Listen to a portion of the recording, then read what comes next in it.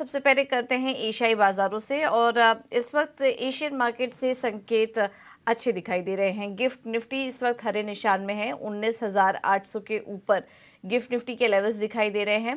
अगर चीन के बाजारों को छोड़ दे तो बाकी सभी बाजार हरे निशान में ही कारोबार कर रहे हैं। चीन के बाजार हल्के लाल निशान में है। हांगकांग के बाजार देखेंगे तो 90 अंक ऊपर हैं, करीब ½ % की मजबूती। कोरिया के बाजार में भी ½% से ज्यादा की मजबूती है और जापान के बाजार देखेंगे तो वहां पर भी 1% की मजबूती इस वक्त देखने को मिल रही है। तो एशियाई बाजारों से संकेत तो ठीक ठाक ही नजर आ रहे हैं। लेकिन अन्य ग्लोबल मार्केट्स ने कैसा प्रदर्शन किया और वहां से संकेत कैसे हैं, ये समझ लेते हैं। हमारे साथ मुंबई स्टूडियो से विश्व मोहन जुड़ चुके हैं। विश्व मोहन, गुड मॉर्निंग, बताइए। बिल्कुल पूजा, ग्लोबल मार्केट से काफी अच्छे संकेत मिल रहे हैं। खासकर अमेरिकी बाजारों की अगर बात करें तो फ्यूचर्स में भी हल्की तेजी दिख रही है। कल आपने देखा ही, सितंबर के बाद सबसे बढ़िया इंट्राडे तेजी डॉ जोन्स में दिखी, करीब करीब 314 अंकों की तेजी यहां पे दिखी। नैस्डैक और S&P 500 भी 1 से 1.25% की मजबूती के साथ बंद हुए। पूरी तरह से फोकस अमेरिकी बाजारों का नतीजों के सीजन पर है। कुछ नतीजे आए भी JP मॉर्गन चेज और कुछ कंपनियों के, जो काफी अच्छे नंबर से, और बाजार आने वाले जो नतीजे जो आज आएंगे बैंक ऑफ अमेरिका से लेकर गोल्डमैन सैक्स वगैरह के, उसको लेकर भी काफी ऑप्टिमिस्टिक है। इस हफ्ते की बात करें तो इस हफ्ते भी काफी नतीजे, S&P 500 में ही सिर्फ इस हफ्ते 53 कंपनियां नतीजे जारी करने वाली है। बाजार इन नतीजों को लेकर काफी उत्साहित है और वहां पर अच्छी तेजी दिख रही है। हालांकि इसके बावजूद कि बॉन्ड यील्ड इक्विटी मार्केट पर दबाव बनाता है, वहां पर तेजी भी दिखी थी, उसके बावजूद इक्विटी मार्केट में अच्छी तेजी दिखी थी। दो नंबर्स हैं जिन पर आज बाजार नजर रखेगा यूएस मार्केट में है, वो रिटेल सेल्स के नंबर है और इंडस्ट्रियल प्रोडक्शन के आंकड़े आने वाले हैं आज। वहां पर बाजार आज नजर रखेगा कि किस तरह के नंबर्स आते हैं, लेकिन ओवरऑल पूरी तरह से नतीजों पर फोकस रहेगा। यूरोप के बाजारों में भी हल्की फुल्की तेजी देखने को मिली थी। एशियाई बाजारों की अच्छी शुरुआत हुई। अगर चीन को छोड़े तो ज्यादातर बाजार मजबूती के साथ कारोबार कर रहे हैं। चीन में सपाट शुरुआत हुई है। बात अन्य संकेतों की करें तो कच्चा तेल कल $1 से ज्यादा की गिरावट दिखी थी, आज भी हल्की नरमी दिख रही है। $90 के नीचे ब्रेंट क्रूड का भाव है।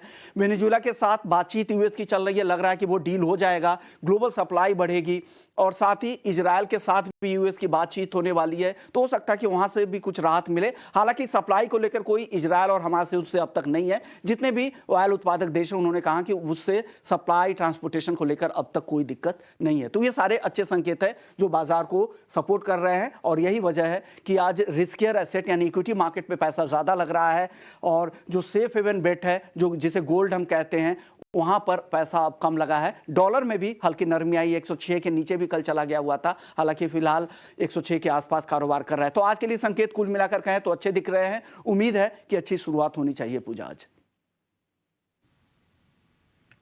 बिल्कुल, बहुत बहुत शुक्रिया विश्व मोहन आपका ये सारी जानकारी देने के लिए। तो कुल मिला के संकेत अच्छे नजर आ रहे हैं। ग्लोबली यूएस मार्केट्स में अब नतीजे शुरू हो चुके हैं तो वहां पर फोकस रहेगा। काफ़ी सारे अहम नंबर्स आने वाले हैं इस हफ्ते।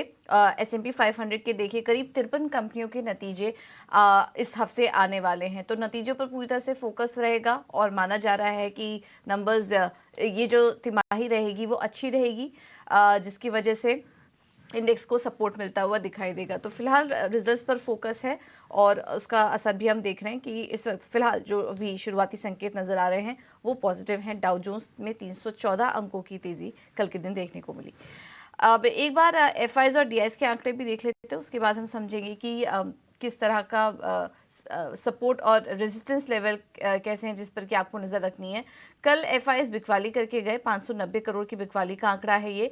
घरेलू निवेशकों की बात करें तो करीब 1184 करोड़ की खरीदारी DIs की तरफ से देखने को मिली है। इंडेक्स फ्यूचर पे बहुत ही छोटा आंकड़ा है, 27 करोड़ की खरीदारी का। इंडेक्स ऑप्शन में बिकवाली हुई है, 21,000 के आसपास की बिकवाली FIs करके गए। तो ये कुछ FIs और DIs के आंकड़े हैं, संस्थागत निवेशकों के आंकड़े। बिकवाली कल की खरीदारी के बाद हमने देखा कि आज वापस से बिकवाली नजर आ रही है FIs की तरफ से। तो इन आंकड़ों को आज के लिए कैसे समझे और आज निफ्टी के लिए अहम स्तर कौन से होंगे, ये बताने के लिए हमारे साथ डिम्पी कारा जुड़ चुके हैं फोन लाइन पर। डिम्पी, गुड मॉर्निंग, बताइए आज निफ्टी और बैंक निफ्टी के डेटा क्या कह रहे हैं? गुड मॉर्निंग पूजा। देखिए कल भी मार्केट के अंदर लो वॉल्यूम के साथ काम हुआ। मार्केट एक चीज बहुत अच्छे से कर रहा है कि वो सारे नेगेटिविटी को एब्जॉर्ब कर रहा है। ये बात सुनते सुनते आपको भी करीब एक हफ्ता हो गया होगा और इसी एक हफ्ते के अंदर अगर आप उठा के देखेंगे तो इजराइल का वॉर, डॉलर इंडेक्स तेजी, क्रूड तेजी, सब कुछ आ गया, लेकिन मार्केट ने अपना 19,500 वाला बेस को ब्रेक नहीं किया। अब मार्केट एक रेजिस्टेंस वाले जोन के अंदर भी है जिसको ब्रेक करना है। आज अगर थोड़ा भी गैप अप मिल जाता है, जो कि एसजीएक्स या गिफ्ट निफ्टी के हिसाब से हमको दिख रहा है, वो हिसाब से अगर देखें तो आप हो सकता है स्लाइटली मार्केट थोड़ा पॉजिटिव तो है ही, लेकिन फिर भी क्योंकि 21,000 करोड़ रुपए की इंडेक्स ऑप्शंस के अंदर सेलिंग आई हुई है, कैश के अंदर भी बिकवा ली है, तो मेरे को लग रहा है कि थोड़ा एफर्ट मार्केट को ज्यादा करना होगा।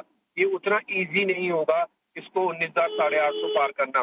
तो शायद हो सकता है थोड़ा मार्केट एफर्ट्स करे, बट हाँ पॉजिटिव टिल्ट है बाजार के अंदर। आपके पास लॉन्ग पोजीशन है जरूर कैरी करके रखिए, उसको भी काटिएगा नहीं। आपको एक बड़ा 200-250 पॉइंट का मिल सकता है, ये टिल 20,000 तक का भी मिल सकता है।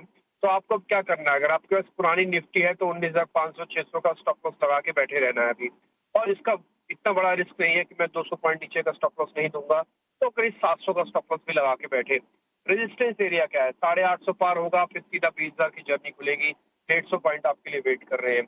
तो पहले 850 को क्लोजिंग बेसिस पर हमको चाहिए।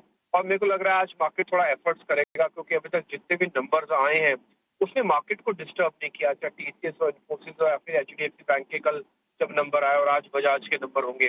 सो मार्केट में इस तरह से आप रिदम रख सकते हैं। ऑप्शंस के अंदर काम करने में थोड़ा भी रुकना चाहिए। एक तो मिडल ऑफ द सीरीज है, थोड़े प्रीमियम्स वगैरह उल्टे सीधे होते हैं, तो आप थोड़ा क्लोजिंग की तरफ जब और बढ़ेंगे सीरीज के, तब आपको अच्छे प्रीमियम्स मिल जाएंगे ट्रेड करने के लिए, थोड़ा ब्रेकआउट भी हो जाएगा तब तक। बैंक निफ्टी के अंदर रही बात, तो 44,500 जब तक पार नहीं होगा, फिर 44,000 से लेकर 44,500 की रेंज में फंसा रहेगा। बैंक निफ्टी के पास आज एचडीएफसी का थोड़ा सपोर्ट आ सकता है, लेट्स सी, क्योंकि एडीआर उसका करीब 1% के आसपास ऊपर था। तो आई होप कि एचडीएफसी बैंक आज मार्केट को डिस्टर्ब नहीं करेगा बल्कि सपोर्ट करेगा। तो आज बैंकिंग पे काफी दारोमदार है कि एचडीएफसी की वेटेज कितनी मार्केट की काम आती है। रही बात बैंक निफ्टी की ऑप्शंस की, वहां पर भी ज्यादा काम करने की जरूरत नहीं है। वो इसलिए नहीं है क्योंकि मार्केट के अंदर भी मोमेंटम नहीं है। मोमेंटम लेस ऑप्शंस में काम करना वो बेवकूफी कहलाता है। इसलिए क्योंकि आप जो ओपन इंटरेस्ट चेक करेंगे ना, आपको मोमेंटम वहां से पता लग जाएगा। 1-1%, 2-2% का ओवाई एडिशन भी इसके अंदर नहीं है। स्टॉक स्पेसिफिक चुनाव कीजिए, अर्निंग शुरू हो चुकी है। अर्निंग से ठीक पहले और अर्निंग के बाद एक चीज का हमेशा डाटा चीज को नोटिस किया, वो करना चाहिए, वो है डिलीवरी डाटा। डिलीवरी को जरूर चेक कीजिए कि इस पर्टिकुलर शेयर्स के अंदर 2-4 दिन में डिलीवरी का बेस कैसे बना है। अगर वो डिलीवरी का बेस ठीक ठाक सा बन रहा है तो आप उसका अर्निंग के अंदर उसका चुनाव कर सकते हैं। ओके, थैंक यू डिम्पी ये सारी जानकारी देने के लिए। तो स्टॉक स्पेसिफिक रणनीति अपना के चलिए, अब आने वाला समय नतीजों पर ही फोकस रहेगा और इंडेक्स अपने रेजिस्टेंस लेवल को यहाँ पर टेस्ट करता हुआ नजर आएगा। तो फोकस नतीजों पर और स्टॉक स्पेसिफिक रणनीति अपनाकर चलें।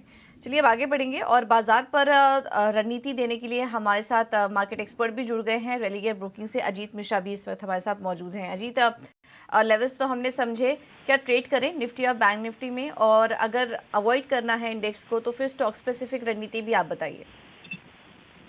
गुड मॉर्निंग पूजा। तो पूजा देखिए, जैसे अभी डिम्पी आंकड़े शेयर कर रहे थे, तो कहीं ना कहीं जिस तरीके से अभी मार्केट में हम देख रहे हैं कि बायर्स पॉजिटिव है, बट क्योंकि आईटी और बैंकिंग जिनकी वेटेज काफी ज्यादा है इंडेक्स में, ऑलमोस्ट 50% इन दोनों की मिला के, जब तक उनकी अलाइनमेंट नहीं होगी तब तक डायरेक्शनल मूव देखने को नहीं मिलेगा। तो कल के सेशन में जैसे हमने म्यूटेड देखा मार्केट की ट्रेडिंग, तो 850 के ऊपर आपका ब्रेक का वेट करना चाहिए निफ्टी में।